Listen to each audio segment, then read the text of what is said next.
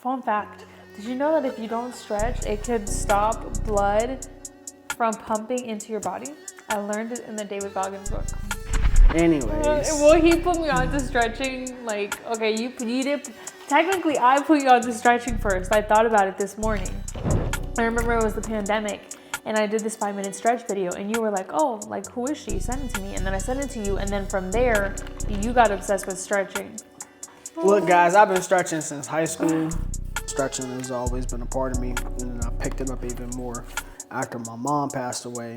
And I've been doing it for like 4 years straight, like just nonstop. And then teaching other people about stretching too, because stretching is super, super duper important, especially if you love to be active, if you love to go to, especially if you love to go to the gym. Like that's very, very important because it's for recovery of your muscles as well. So.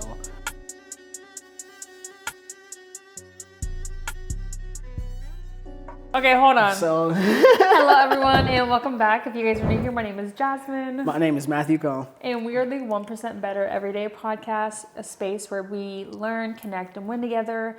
So let's go ahead and introduce ourselves. So I run a marketing agency. What do you do? All right, guys, so a little bit more about me. I am amazing at filming and editing videos because I love to do it. Perfect. So I was thinking about this week, and I think I want to change the structure of the podcast a little bit because I know when we started the podcast, we started it as a space for conversations.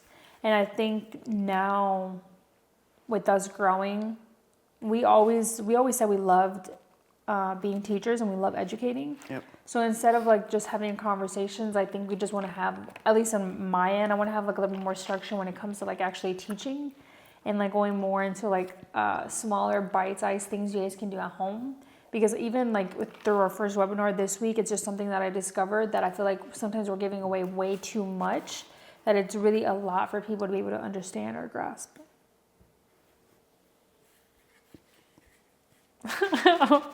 What do you think? I'm just listening. So the structure will be now, like we introduce ourselves, we kind of just go dive into like how our week has been, and then from there we go into the topic, but instead of just having a conversation about that topic, actually giving them like smaller bite-sized things that they can do at home and actually like teaching them. We do that now. I feel like we do that now. Yeah, so how was just your week? More structure with it. And then at the end, we can have like a little segment where we answer your guys' questions. So anytime you guys leave any comments, anytime you guys like email us questions, we do have an email down below. We can go ahead and answer those questions at the end, or we can just focus on that specific hot topic for that episode. But my week was really, really good. Finally, she got to it. How was your week? My week was, how do I describe my week? I crossed off all my T's and dot off all my I's, and just like almost like a perfect week, just missed like one thing. Like was consistent with fitness. Even raised my goal to 150 push-ups a day now instead of just 100. Make sure I ride my bike every morning. Make sure I'm doing my stretches. I did yoga twice this week. And also... Fun fact, did you know that if you don't stretch, it could stop blood from pumping into your body? I learned it in the David Goggins book. Hey. Anyways. Well, he put me on to stretching. Like, okay, you did. Technically, I put you on to stretching first. I thought about it this morning. I remember it was the pandemic, and I did this 5-minute stretch video, and you were like, oh, like, who is she? Send it to me. And then I sent it to you, and then from there, you got obsessed with stretching. And this morning, he was like, I taught you that, and you should already know that. Look, guys, I've been stretching since high school. I used to lead the whole track squad in stretching because I love stretching so much, and I feel like stretching makes you stronger too because you pull in a part of your muscle for long periods of time of those muscles that you don't normally move. So that's why I love stretching. Stretching has always been a part of me, and then I picked it up even more after my mom passed away, and I've been doing it for like 4 years straight, like just nonstop. And then teaching other people about stretching too, because stretching is super, super duper important, especially if you love to be active, if you love to go to, especially if you love to go to the gym, like that's very, very important because it's for recovery of your muscles as well. So, and it allows you to be stronger. You want to be a stronger person, like not only just in strength in the gym, but like strength outside of the gym when you like doing some extracurricular activities or just need to move something or just feeling the weight of your own body, like being flexible just helps, super helps. Are you a service-based entrepreneur that provides some kind of service, but you don't know how to create content in order to convert someone from following you into a paying client? I'm going to tell you exactly what to post in order to start generating more leads, attract high-paying clients, and get more DMs than you can possibly answer. I will help you how to find your niche, how to find your target audience, and craft offers that will attract top buyers every time you go to make a post.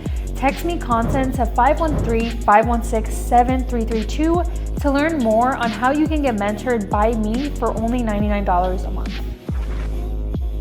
But back to my week. Yeah. Again, like I said, almost damn near perfect for me.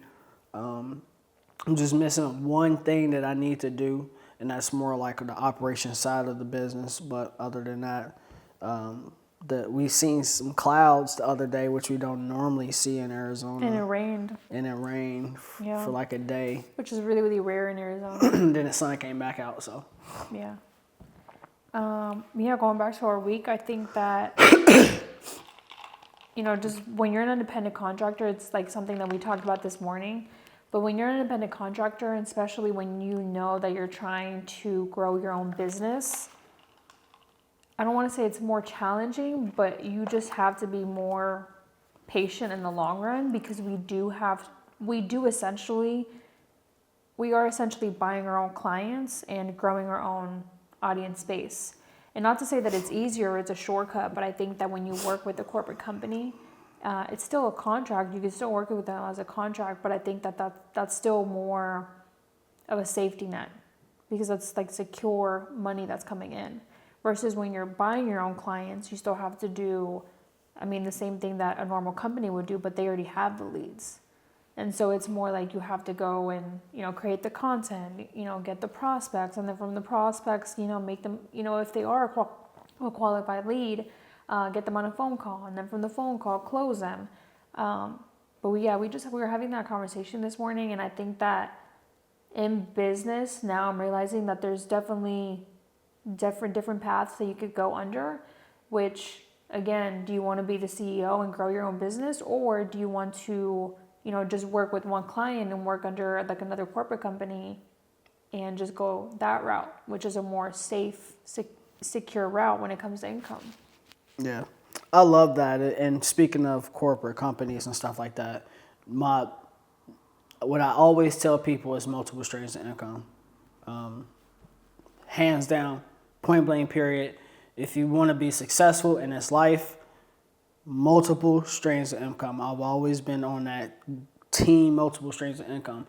But again, speaking of corporate offices, can we talk about, or corporate companies, can we talk about being in a corporate setting and like starting your own podcast and what it takes to like build up to that? Yeah.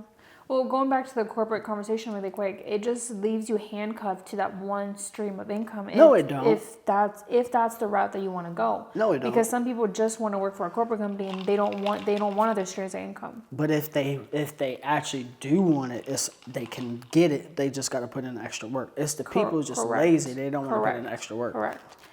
But growing a podcast, like, in like what ways? Like, you still have to get it approved by the board. If a corporate company has a board, it still has to go through, a set of people that have to approve on the idea.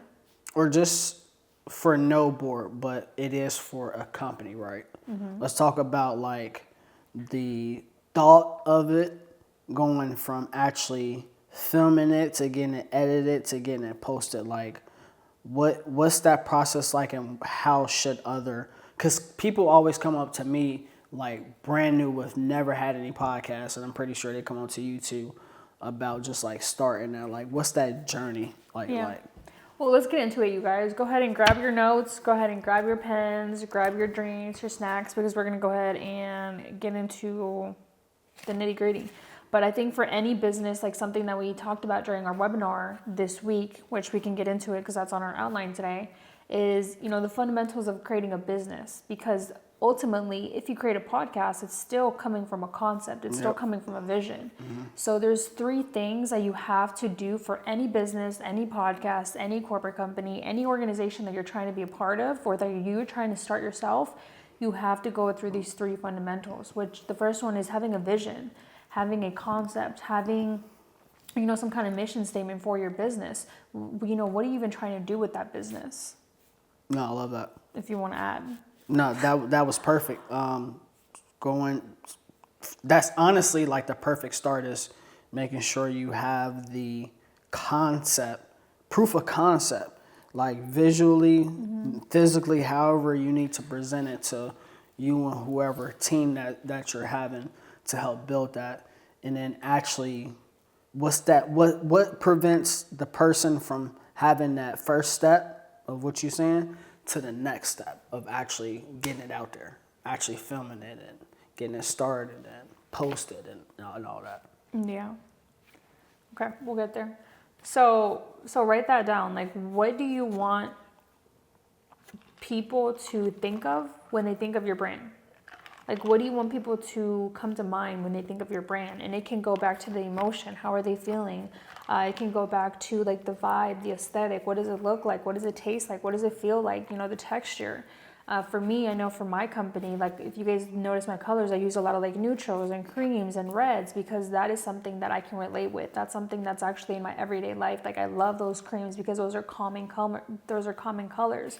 You guys see like the red and the green because those get your attention right away. So it goes to like those like little specific details of going back to that brand and who is it for? Ultimately, what problem are you trying to solve in the marketplace? Mm-hmm. And then staying on that topic, that can feed into market research. Because now that you have your brand, now that you know, why did you start your brand? What was the purpose of it? Whether you want to help people, whether you want to, help them with their car detailing, whether you want to help them with, maybe just providing like a relaxing night so that way you can come in and be the chef.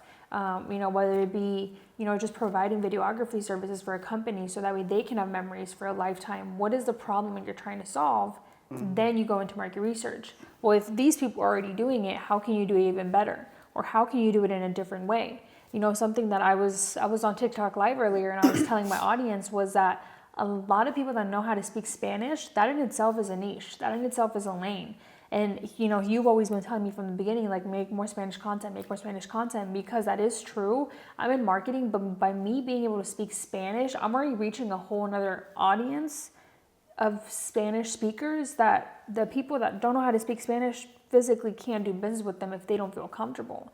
So it goes back to that relationship. Maybe somebody wants to work with you just because you speak the same language. Or maybe somebody wants to work with you because you're doing this in a different way and you're showing them like their culture, something that they can relate to. That's why it's so important for our business to be unique, because nobody's made the same way. So no business is going to be the same way. People want to work with you for specific reasons, not just the business or the actual product or service. Yeah, absolutely. So on one of our previous episodes, I noticed that we mentioned that we were going to talk about how to start a podcast from ground up as a business owner. You started it. Mm-hmm. You had some really good valid points. And then you started talking about market research. And you lost me after that. And I'm just like, motherfuckers is not going to pay attention to that shit. Okay. How do you get a motherfucking podcast from thought to actually seriousness? Because look, we always say time out. We always, at the end of these podcasts, Because I know her ass don't be watching the podcast episodes, but I'm I watch watching them now. because I edit them. I'm watching them now. And we always say some shit at the end, like, we're going to do this the next episode, and we never do it. So I'm like, all right, let me make sure we actually say what we're going to do from the previous podcast episode. Okay. You do your proof of concept. You come up with your idea. You might come up with a logo or the name or the title. And like she said before, is Okay, number 3, in order to start a podcast, you need a brand concept. proof of concept. Proof of concept, or like some kind of brand concept. Market research, like knowing how to stand out, how to be unique. How to help and people. Then number 3, which is putting the content out there or starting somewhere. If you're a sales company, obviously you need leads. So you need to create content in order to get leads. Simple as that. Like, you just need content to get leads. If you're a podcast or some kind of digital space where you're creating content for others to view, then you just need views, likes, and then from there, I mean, you can, it goes into different areas of like sponsorships, blah, blah, blah. But just to keep it simple, you just need content out there so that way people can start watching it, and then you can start building a fan base, I would say. Absolutely. Now, a question I was trying to ask you before is, what keeps people from having the idea and the proof of concept to actually physically doing it? Like, what's stopping them in their head? Lot. Like, Money. especially like I see all these couples Self-limiting beliefs. that's trying to do the same stuff as us, but then like when it's actually time to actually do it, they don't come up with nothing. I think money is the number one reason. You think because so? I remember during the pandemic, like 2022, I'm not going to mention any names, but these 2 girls wanted to start a podcast, and I told them, like, let's do it, but we're going to need to pay somebody to record our podcast. So we all said, like, if we pitch in and we pay a videographer to record the podcast, and we all pay, like, I think it was like less than $50 per every time that we shoot, then we could record it. And none of them wanted to do it because of the money. So it just goes to show, like, people don't realize how much goes into a podcast until you actually have to start doing it, and you have to pay for a videographer. And then people are like, oh, well, I just can't do it. Like, find a way instead of just saying, like, oh, I can't afford it. Find a way to afford it. Yeah. If you can only afford a videographer once a month and you have to pay whatever it is, then find a way to afford that videographer so that way you can get your podcast launched. But I think a lot of times it's just the fear of success, the fear of it's never going to work, so why even spend the money, or why even waste the money? So that's why I said a lot of self-limiting beliefs. Like, what do they think is going to happen? Yeah. And then I love that she said market research, and the biggest reason why, to me, we're doing market research is to see what other people like about the shit that we like, and the reason why we want to put it out. Because if we're not understanding the proof of our content and the reason why we're creating the content and the reason why we know it would do so well, then it doesn't make sense to even put it out, right? Mm-hmm. Like, remember when you first got your YouTube, like I first convinced you to get your YouTube, like what do you think about the start of that to now, like, and what putting out content on YouTube and starting a podcast for your company, like, what has that done for yourself? It's done a lot. But that's crazy. I remember when I first started the first video that I was going to record on YouTube.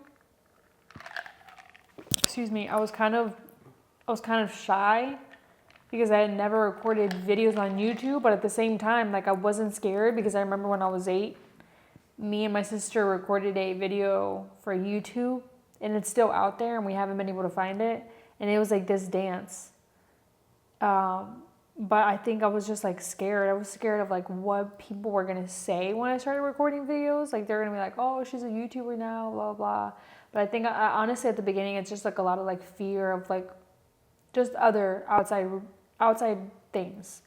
And then from there, obviously it helped my business because I was able to get clients through my business. I was able to, meet new people or get partnerships. Like, I remember this lady messaged me and she was like, oh, I've seen all your content, like, do you create websites? And that was a client. Boom. So you heard it here first. For all the entrepreneurs out there and business owners out there, understanding that the compound effect is real when you putting out your own podcast content material, because somebody recognized you because of your consistency by putting out content and your own podcast on YouTube or just out there on social media.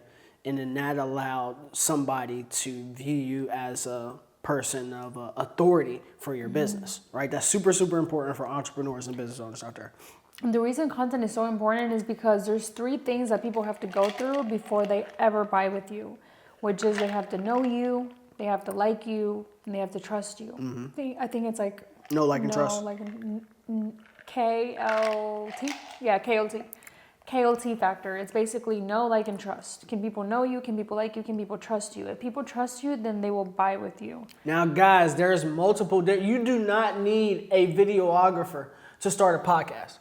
Believe it or not, like, you don't need to spend no money. I guarantee you 99.9% of the people out there that want to start a podcast have everything they need. Or be a YouTuber. Like, I started all my YouTube vlogs with my iPhone, and people till this day still ask me, like, oh, what camera do you use? What camera do you use? I'm like, my iPhone. Started with an iPhone. Your iPhone costs $1,500. Why would you not use it? You already, even if you don't have an iPhone, at some point, I know right now, most people have a camera, phone, that can record video and audio at the same time, so I know it's a possibility. That's all it takes. Yeah. You start with that concept, you do your market research like she said before, you understand how you want to help people with your content, and you simply execute.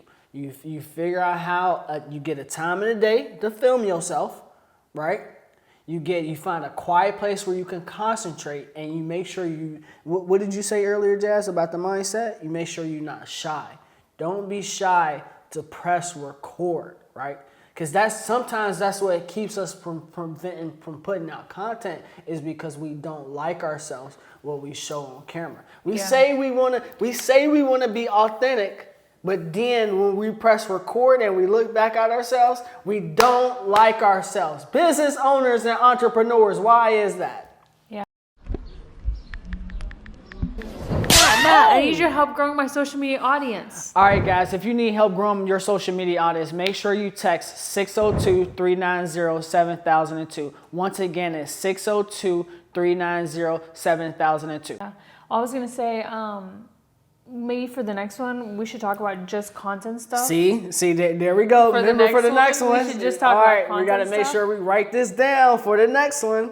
But going back to what you said with relatability, people don't realize that nowadays, like, technology is taking over everywhere. Technology is taking over AI. Technology is, like, I even saw it now where if you go into if you go on, like, the internet and you search something, if you're using I think it's ChatGPT, there's, like, a little brain, and it even tells you, like, oh, do you want me to tell you what to search? Like, it's literally everywhere. Like, AI is taking everywhere, and so people don't realize that by you showing your imperfections and by you just being real with people people like that. Like, people crave that nowadays because everything is so computer and everything is so perfect and everything is, like, so, just glamorized and perfect that people want to, see people that they can relate to. People still want to see people that they feel like they see themselves in. And so I always tell people, like, who cares? Like, people, I remember at the beginning.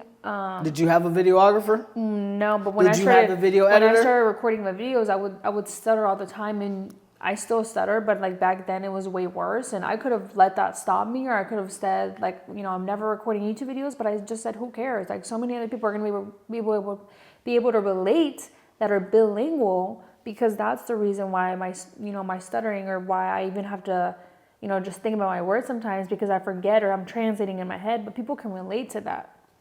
Did you have an editor? No. She edited her own videos. It's all about putting in the work that we don't really want to do, entrepreneurs. If you don't know how to edit, you can look it up on YouTube.